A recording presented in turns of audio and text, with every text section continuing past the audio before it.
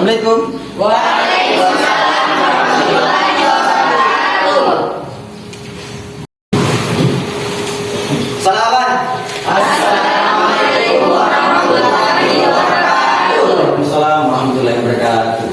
Jurusan ini terdahulu kita melaksanakan doa. Siapa yang bisa memimpin doa? Silakan. Sebelum kita belajar, marilah kita membaca doa. Berdoa dimulai. Bismillahirrahmanirrahim. Rabbi zidna ilman warzuqna fahman rahim. Ya, baik mas sekalian. Hari ini kita kembali baru tatap muka untuk pembelajaran materi tentang fikih. Nah, sebelum kita mulai pembelajaran, saya absen dulu ya. Siapa temannya yang tidak hadir? Mas Sri, Pak. Kenapa dia tidak hadir? Keterangan. Muhammad Sri. Selanjutnya siapa lagi? Samsinan Pak. Kenapa Saminan? Saya Pak. Oke. Cek apa seperti hari? Pak. 2 hari. Bagaimana yang lain? Semuanya dalam keadaan sehat-sehat walafiat semuanya? Alhamdulillah. Baik, teman sekalian. Sebelum kita masuk ke materi tentang masalah kurban, ada tidak yang masih ingat tentang materi pelajaran kita pada minggu kemarin? Siapa yang bisa ingat tentang masalah haji dan umrah? Haji dan umrah. Masih ingat zaman haji umrah? Nah, berkaitan dengan ini saya mau tanya pada anak sekalian, siapa yang bisa kira-kira apa kaitannya antara materi haji dengan materi kurban yang akan kita pelajari daripada hari ini? Siapa bisa? Ya, begini sana.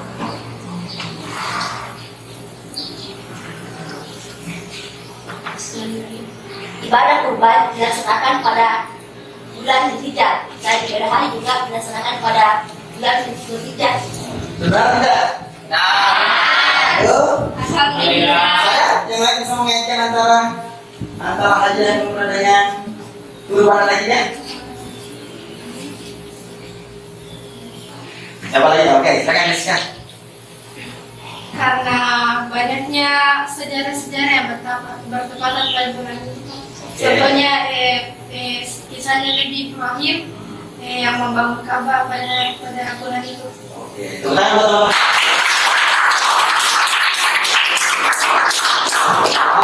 Ternyata kalian masih ingat materi kita pada minggu yang lalu tentang masalah haji dan umrah, dan kalian sudah mengaitkannya atau menghubungkannya antara haji dengan kurban. Oke, anak sekalian, sebelum kita melanjutkan pelajaran kita pada hari ini tentang masalah kurban dan akikah, terlebih dahulu kita dulu melihat ini tentang para konsep yang akan kita pelajari. Ya, kurban dan akikah. Kemudian di dalam kotak konsepnya itu tentang pengertian kurban. Ya, kemudian hukum kurban. Ya, kemudian sejarah tentang kurban. Kemudian ketentuan kurban. Kemudian tata cara pengertian kurban. Kemudian pemaparan kurban. Dan sebelum kita melanjutkan materi tentang kurban, saya mau tanya dulu, adakah yang masih ingat tentang materi kurban pada saat kalian duduk di madrasah sanawiyah? Ya. Nah, siapa yang bisa jelaskan sedikit? Apa itu? Okay. Tentang peristiwa tentang Nabi Ibrahim yang bermimpi menyembelih Ismail. Oke, terima kasih. Ya, itu kaitannya tentang masalah kurban tersebut. Adanya peristiwa bahwa Nabi Ibrahim alaihissalam bermimpi hendak menyembelih anaknya Ismail. Oke, baik, kita lanjut. Selanjutnya kita masuk ke indikator ya. Ini yang akan kita capai untuk pembahasan materi kita pada masalah kurban. Yang pertama, meyakini nilai-nilai mulia dari pelaksanaan syariat kurban dan akikah. Kemudian menyebarluaskan nilai-nilai mulia dari pelaksanaan syariat kurban dan akikah. Kemudian yang ketiga, menjadi teladan sikap peduli, tanggung jawab, dan rela berkorban sebagai implementasi dari mempelajari kurban dan akikah. Kemudian yang keempat, memelihara sikap peduli, tanggung jawab, dan rela berkorban sebagai implementasi dari mempelajari kurban dan akikah. Kemudian yang kelima, mengelola data ketentuan pelaksanaan kurban dan akikah serta hikmahnya. Yang keenam, menyimpulkan ketentuan pelaksanaan kurban dan akikah serta hikmahnya. Kemudian yang ketujuh, menulis laporan hasil analisis ketentuan pelaksanaan kurban dan akikah sesuai dengan syariat. Dan yang kedelapan, mempresentasikan hasil analisis ketentuan pelaksanaan kurban dan akikah. Inilah yang akan kita capai untuk pembelajaran kurban dan akikah. Nah, selanjutnya materi-materi yang akan kita pelajari, ada beberapa hal yang harus kita ketahui juga. Yang pertama tentang masalah pengertian, ya. Kemudian hukumnya, kemudian waktu pelaksanaan penyembelihan, kemudian syarat kurban, kemudian ketentuan umur, ya, kemudian cacat binatang kurban, kemudian pemanfaatan dari kurban. Inilah semuanya yang harus kita ketahui nanti pada pembahasan kurban pada hari ini. Pengertian kurban menurut bahasa itu berasal dari bahasa Arab, yaitu korban, kurban. Artinya pendekatan diri atau mendekatkan diri. Apa maksudnya ini? Peristiwa kurban, ya, untuk mendekatkan diri kepada Allah. Kemudian menurut istilah, penyembelihan binatang ternak yang memenuhi syarat-syarat tertentu dilaksanakan pada waktu tertentu dengan niat ibadah guna mendekatkan diri kepada Allah. Lanjut, syarat kurban didasarkan pada perintah Allah Subhanahu wa taala dalam surah Al-Kautsar. Coba kita baca ini. Oke, silakan. Bismillahirrahmanirrahim. Inna a'tainakal kautsar fasalli li rabbika wanhar. Inna syani'aka huwal abtar. Inilah ayat yang mensyariatkan kita untuk melaksanakan kurban, yang artinya sesungguhnya kami telah memberimu Muhammad nikmat yang banyak, maka serahkanlah sholat karena Tuhanmu dan beribadah sesungguhnya dan kudus. Karena waktunya, waktu pelaksanaan kurban itu dilaksanakan 4 hari lamanya, mulai dari tanggal 10 Zulhijjah. Ini bertepatan dengan hari raya Idul Adha. Hari pertama ini, ya, kita melaksanakan yang namanya pemotongan hewan kurban. Kemudian hari kedua tanggal 11, kemudian berikutnya hari ketiga tanggal 12, kemudian hari keempat adalah tanggal 15. Ini dari ketiga hari ini 11, 12, 13 Zulhijjah itu namanya hari tasyrik. Selain daripada 4 hari ini, dari tanggal ini, itu bukan kurban lagi namanya. Kalau ada yang menyembelih hewan di luar dari tanggal ini, itu bukan lagi kurban namanya, tetapi hanya penyembelihan biasa. Qabla sholati fa innama yazbahu li nafsi wa man zabaha ba'da sholata wal khutbataini faqad atamma nusraka wa shaba sunnatal muslimain. Ini artinya nih, barang siapa menyembelih sebelum sholat, maka sesungguhnya itu hanyalah penyembelihan untuk dirinya sendiri. Nah, tetapi barang siapa yang sudah sholat dan 2 khutbah, maka telah sempurna ibadahnya, yakni sempurna kurbannya, dan sudah sesuai dengan itu tentang hadis Nabi tentang masalah pemotongan hewan kurban. Sekarang syaratnya, syarat untuk binatang kurban. Binatang kurban binatang yang dijadikan untuk hewan kurban itu jenis binatang ternak yang dipelihara, ya, yang diternakkan untuk dimakan dagingnya. Nah, seperti kambing, domba, sapi, kerbau, dan unta. Kambing, domba, sapi, dan unta. Berarti hewan-hewan akan yang disebutkan hewan kurban.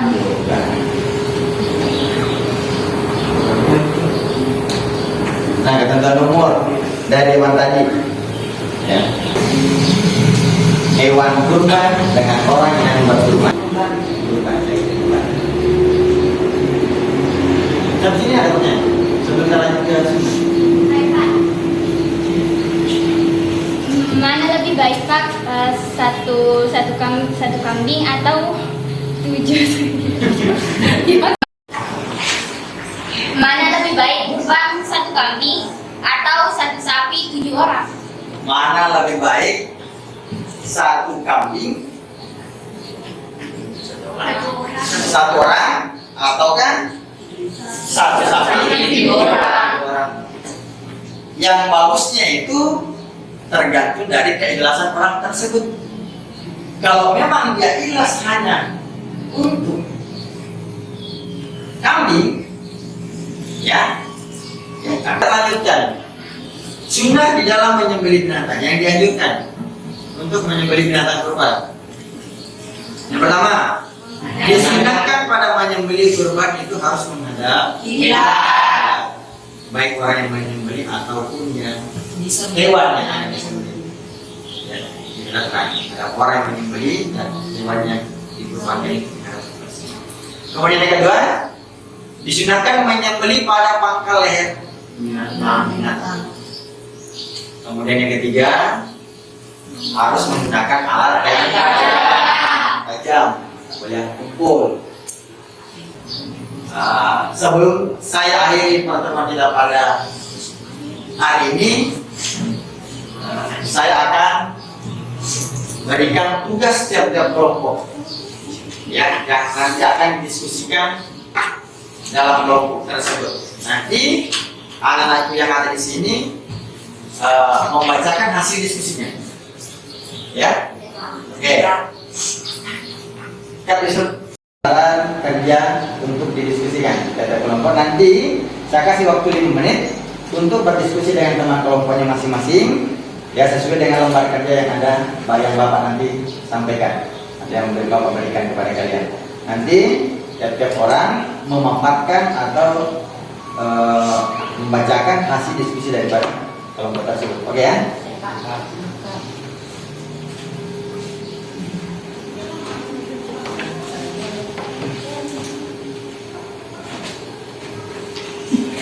Oke, silakan. Berikut dengan teman-temannya diskusi sebenarnya dengan lembar kerja yang Bapak bagikan.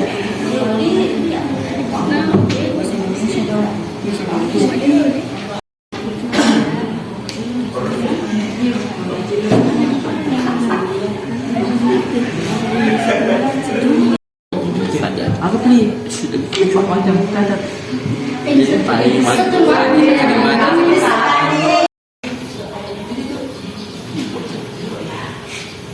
Baik, anak sekalian, waktu diskusi sudah selesai. Sekarang saya minta kepada masing-masing kelompok. Anak sekalian, waktu yang Bapak telah berikan untuk diskusinya sudah habis. Sekarang saya persilakan kepada masing-masing kelompok untuk membacakan hasil diskusi dari tiap-tiap kelompok. Yang pertama, saya berikan kesempatan kepada kelompok pertama untuk membacakan hasil diskusinya. Oke, silakan. Bismillahirrahmanirrahim. Assalamualaikum warahmatullahi wabarakatuh. Waalaikumsalam warahmatullahi wabarakatuh.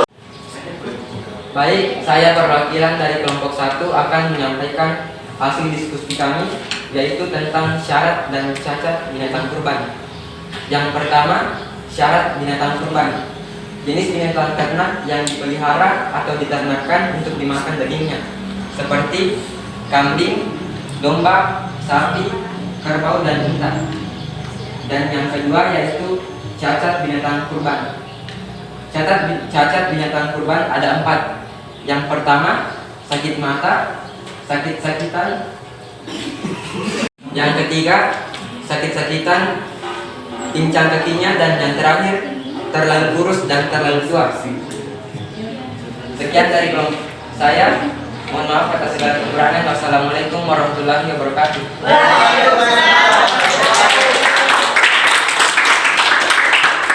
Selanjutnya saya panggil kelompok 3. Kelompok 3.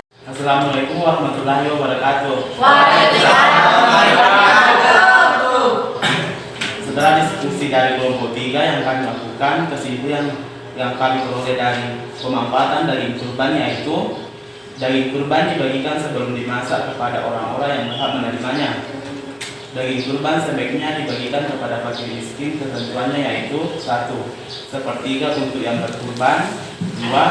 Sepertiga untuk fakir miskin, dan yang ketiga sepertiga untuk hadiah kepada masyarakat sekitar. Apabila kurban itu diniatkan sebagai nasab, maka daging wajib diberikan kepada fakir miskin, dan orang-orang yang berkurban tidak boleh mengambil meskipun sedikit saja. Wassalamualaikum warahmatullahi wabarakatuh.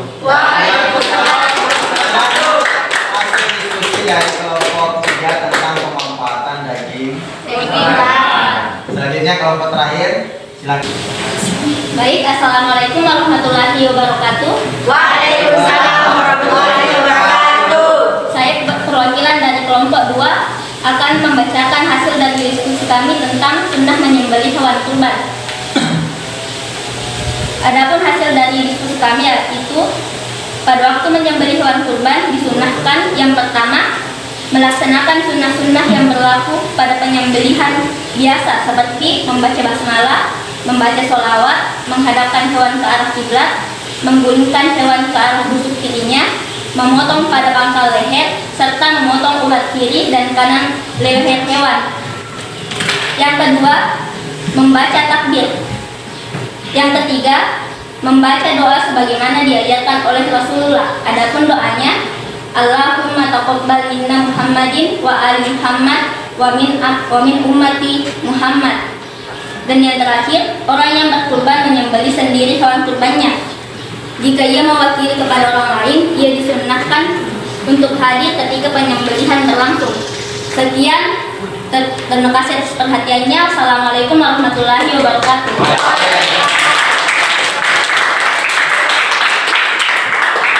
Setelah kita mendengarkan tadi semua hasil-hasil diskusi dari setiap kelompok, mudah-mudahan apa yang disampaikan oleh teman-temannya itu dapat dipahami ya, yang nantinya di kehidupan keseharian kita itu dapat kalian terapkan tentang masalah tersebut.